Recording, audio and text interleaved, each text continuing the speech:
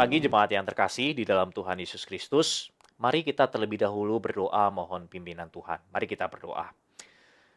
Tuhan Allah Bapa, pada saat ini kami mau berdoa, meminta hikmat dari Tuhan, pengertian dari Tuhan, untuk kami boleh mengerti akan firman Tuhan pada pagi hari ini. Biarlah kebenaran firman Tuhan ini boleh menolong kami untuk kami tetap terus hidup di dalam iman percaya kami kepada Tuhan Yesus Kristus.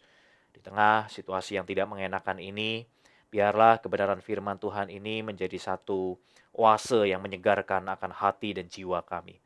Kami serahkan sekali lagi waktu pemberitaan firman Tuhan pada pagi hari ini ke dalam tangan Tuhan. Di dalam nama Tuhan Yesus Kristus kami sudah berdoa dan mengucap syukur. Amin.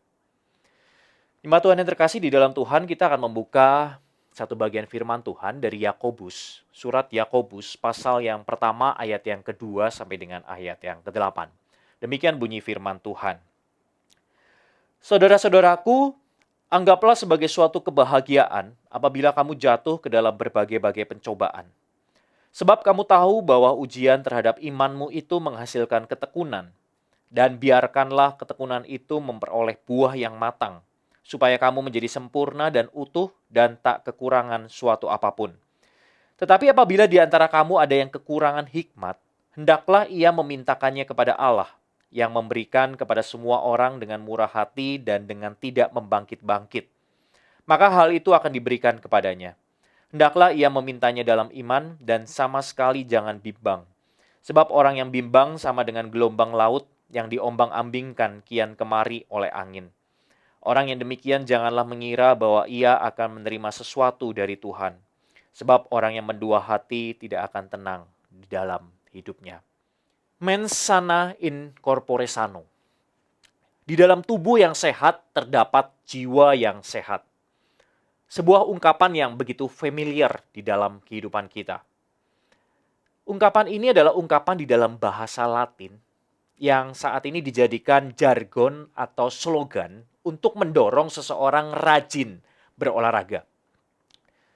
Bapak Ibu sekalian terkasih di dalam Tuhan, ungkapan ini sebetulnya berasal dari seorang pujangga Romawi yang bernama Decimus Iunius Juvenalis.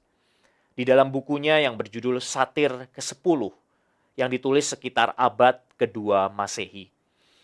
Dan istilah ini dipopulerkan sebagai jargon atau slogan di dalam dunia olahraga oleh John Hulley dari Inggris yang menggunakan slogan ini sebagai moto untuk klub atletik Liverpool pada tahun 1861. Jargon atau slogan ini memiliki makna atau pemahaman bahwa ketika seseorang yang sungguh-sungguh menjaga tubuhnya dengan baik, maka kondisi jiwanya pun akan baik. Jadi bagi orang-orang yang memahami jargon ini atau menerima slogan ini, yang ada di dalam pemikiran mereka bahwa kalau kita punya tubuh yang sehat, maka tubuh ini tidak akan merasakan sakit. Dan kalau tidak merasakan sakit, maka pikiran-pikiran pun tidak akan menjadi pikiran yang negatif. Sehingga jiwa pun menjadi sehat.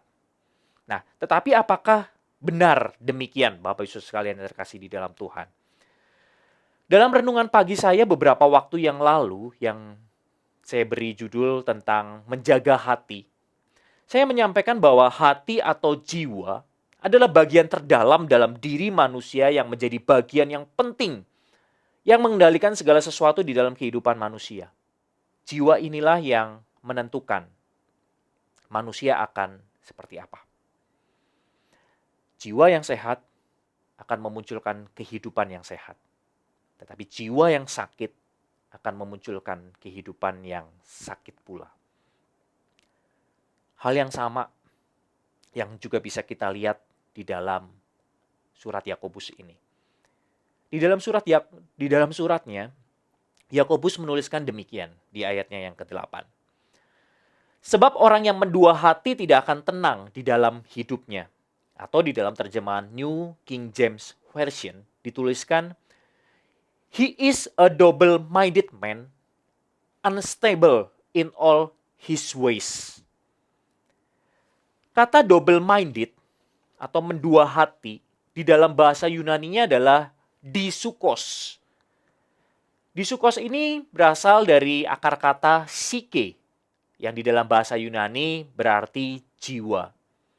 Sehingga kata disukos ini secara harafiah diartikan dua jiwa, atau memiliki makna jiwa yang mendua.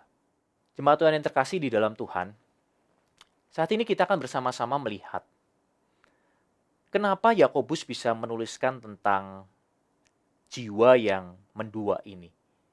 Apa yang melatar belakangi kenapa Yakobus menuliskan tentang jiwa yang mendua ini? Kalau kita melihat konteks ayat ini, di dalam konteks ayat yang kedua sampai dengan ke-8, Yakobus sebetulnya sedang berbicara tentang bagaimana orang percaya itu bertahan di tengah pencobaan atau temptation. Nah, pada ayat yang kedua sampai dengan keempat, Yakobus menuliskan bahwa pencobaan ini adalah sebuah ujian terhadap iman seseorang. Dan kalau kita melanjutkan di dalam ayat yang kelima sampai dengan ayat yang ke-8, di situ Yakobus sedang mau menjelaskan tentang bagaimana seseorang yang memiliki iman di dalam kehidupannya dan orang yang hidupnya mendua hati. Jemaat Tuhan yang terkasih di dalam Tuhan, ketika kita berbicara tentang iman, iman itu adalah berbicara tentang bagaimana seseorang meletakkan hidupnya. Bagaimana seseorang mempercayakan hidupnya kepada sesuatu atau kepada pribadi tertentu di dalam kehidupannya. Dan ketika kita berbicara tentang iman ini, berarti di dalam kehidupan kita sebagai orang percaya, seharusnya kita meletakkan iman kita hanyalah kepada Allah. Dan kalau kita melihat di dalam ayatnya yang kelima, di sini dikatakan bagaimana seharusnya orang yang beriman di dalam kehidupannya, dia meletakkan hidupnya hanya kepada Allah. Allah yang murah hati. Allah yang akan memberikan segala sesuatu. Karena Allah murah hati. Nah, jemaat Tuhan yang terkasih di dalam Tuhan, apa yang menjadi kontras dari orang yang beriman ini adalah ketika kita melihat di dalam ayatnya yang ke-6. Iman dikontraskan dengan jangan bimbang atau dikontraskan dengan kebimbangan. Kebimbangan adalah lawan dari iman. Jika iman percaya dan berfokus hanya pada satu hal atau satu harapan, maka kebimbangan adalah berpegang pada beberapa hal sekaligus. Sebagai antisipasi, kalau satu hal yang tadi saya yakini, saya menyerahkan hidup saya, ini gagal untuk saya bisa percayai, maka saya masih punya pegangan yang lain. Inilah yang dikatakan oleh Yakobus sebagai mendua hati. Bagaimana seorang tidak bisa sungguh-sungguh meletakkan hidupnya hanya kepada satu hal, hanya kepada satu pribadi, yaitu Allah. Tetapi meletakkan hidupnya kepada beberapa hal di dalam kehidupannya selain Allah. Rekan-rekan yang terkasih di dalam Tuhan, jiwa manusia haruslah berpusat pada satu hal, yaitu Allah.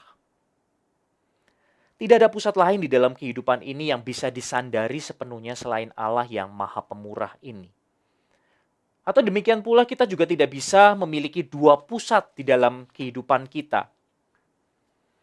Karena di bagian lain di dalam kebenaran firman Tuhan, Tuhan Yesus mengatakan bahwa kita tidak bisa mengabdi kepada dua Allah sekaligus. Kita tidak bisa mengabdi kepada Allah dan kepada Mamon. Jiwa yang sehat adalah jiwa yang berpusat pada Allah. Dan jiwa yang sehat adalah jiwa yang berpusat hanya kepada satu hal, yaitu Allah itu. Dan jiwa yang sehat ini akan menghasilkan sebuah kehidupan yang sehat pula. Yakobus menuliskan dengan jelas, Bapak Ibu sekalian, seseorang yang mendua hati, yang tidak bisa meletakkan hidupnya sungguh-sungguh hanya kepada satu pusat di dalam kehidupannya, maka hidupnya akan menghasilkan kehidupan yang tidak stabil di dalam segala sesuatu yang dilakukan. New King James Version menerjemahkan dengan baik, unstable in all they do. Tidak ada kestabilan di dalam semua yang dilakukan oleh orang seperti ini, yang mendua hati ini. Terjemahan di dalam bahasa Indonesia menerjemahkan bahwa orang yang seperti ini, orang yang mendua hati seperti ini tidak akan tenang di dalam kehidupannya.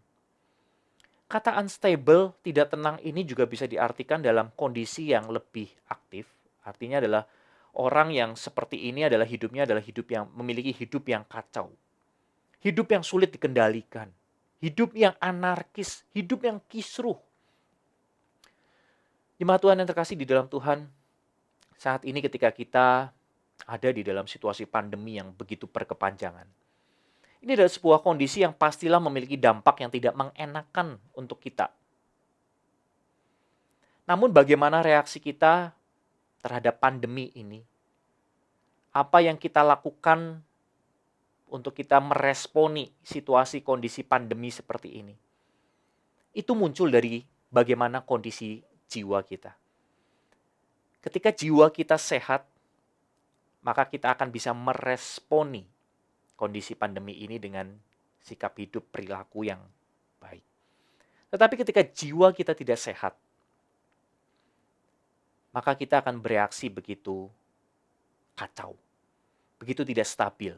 Kita tidak bisa lagi mengendalikan amarah kita, emosi kita, perilaku kita.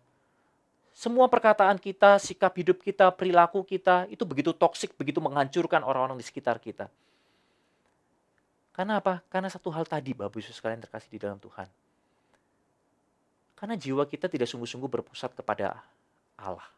Kalau Tuhan jadikan pusat di dalam kehidupan kita, maka kondisi di sekitar kita seperti apapun, Tuhan itu tidak akan tergoyahkan.